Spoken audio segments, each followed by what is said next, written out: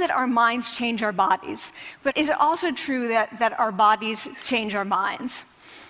And when I say minds, in the case of the powerful, what am I talking about? So I'm talking about thoughts and feelings and the sort of physiological things that make up our thoughts and feelings. And in my case, that's hormones. I look at hormones. So what do the minds of the powerful versus the powerless look like? So powerful people tend to be, not surprisingly, more assertive and more confident, more optimistic. They actually feel that they're going to win even at games of chance. They also tend to be able to think more abstractly. So there are a lot of differences. They take more risks. There are a lot of differences between powerful and powerless people. Physiologically, there also are differences on two key hormones, testosterone, which is the dominance hormone, and cortisol, which is the stress hormone. So what we find is that high-power alpha males in primate hierarchies have high testosterone and low cortisol. And powerful and effective leaders also have high testosterone and low cortisol. So what does that mean? When you think about power, people tended to think only about testosterone because that was about dominance. But really, power is also about how you react to stress. So do you want the high-power leader that's dominant, high on testosterone, but really stress reactive? Probably not, right? You want the person who's powerful and assertive and dominant, but not very stress reactive, the person who's laid back. So we know that in primate hierarchies, if an alpha needs to take over, if an individual needs to take over an alpha role sort of suddenly, within a few days, that individual's testosterone has gone up significantly and his cortisol has dropped significantly. So we have this evidence, both that the body can shape the mind, at least at the facial level, and also that role changes can shape the mind. So what happens, okay, you take a role change, what happens if you do that at a really minimal level, like this tiny manipulation, this tiny intervention? For 2 minutes you say, I want you to stand like this, and it's going to make you feel more powerful. So this is what we did. We decided to bring people into the lab and run a little experiment. And these people adopted for 2 minutes either high power poses or low power poses. And I'm just going to show you 5 of the poses, although they took on only 2. So here's one, a couple more. This one has been dubbed the Wonder Woman by the media. Here are a couple more. So you can be standing or you can be sitting. And here are the low power poses. So you're folding up, you're making yourself small. This one is very low power. When you're touching your neck, you're really kind of protecting yourself. So this is what happens. They come in, they spit into a vial.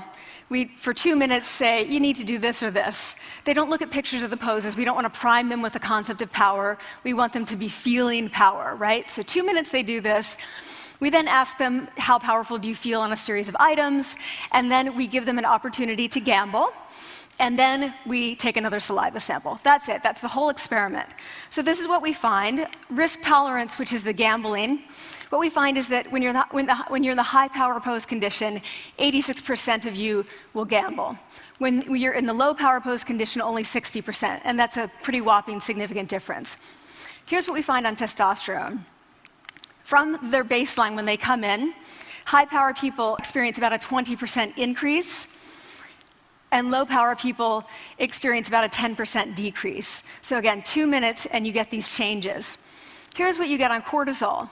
High-power people experience about a 25% decrease, and the low-power people experience about a 15% increase. So 2 minutes lead to these hormonal changes that configure your brain to basically be either assertive, confident, and comfortable, or really stress reactive, and feeling sort of shut down. And we've all had that feeling, right? So it seems that our nonverbals do govern how we think and feel about ourselves. So it's not just others, but it's also ourselves. Also, our bodies change our minds. But the next question, of course, is, can power posing for a few minutes really change your life in meaningful ways? So this is in the lab, it's this little task, it's just a couple of minutes. Where can you actually apply this, which we cared about, of course. And so we think it's really, what what matters, I mean, where you want to use this is evaluative situations, like social threat situations. Where are you being evaluated? Either by your friends, like for teenagers, it's at the lunchroom table. It could be, for some people, it's speaking at a school board meeting. It might be giving a pitch, or giving a talk like this, or doing a job interview. We decided that the one that most people could relate to, because most people had been through, was the job interview. So we published these findings, and the media are all over it, and they say, okay, so this is what you do when you go in for the job interview, right? So we were, of course, horrified and said, oh my God, no, that's not what we meant at all, for numerous reasons. No, don't do that. Again, this is not about you talking to other people, it's you talking to yourself. What do you do before you go into a job interview? You do this. Right? You're sitting down, you're looking at your iPhone or your Android, not trying to leave anyone out.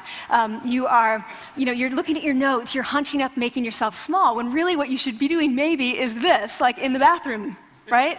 Do that, find 2 minutes. So that's what we want to test, okay? So we bring people into a lab, and they do either high or low power poses again. They go through a very stressful job interview. It's 5 minutes long.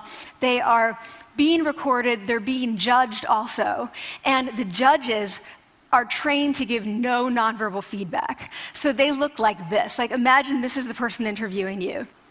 So for 5 minutes, nothing. And this is worse than being heckled.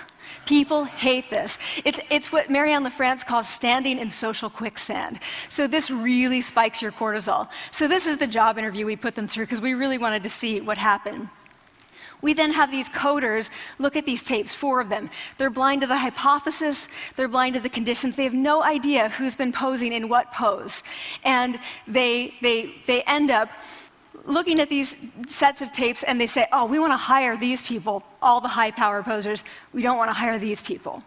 We also evaluate these people much more positively overall. But what's driving it? It's not about the content of the speech. It's about the presence that they're bringing to the speech. We also, because we rate them on all these variables related to sort of competence, like how well structured is the speech? How good is it? What are their qualifications? No effect on those things. This is what's affected, these kinds of things. People are bringing their true selves, basically. They're bringing themselves. They bring their ideas, but as themselves, with no residue over them. So this is what's driving the effect, or mediating the effect.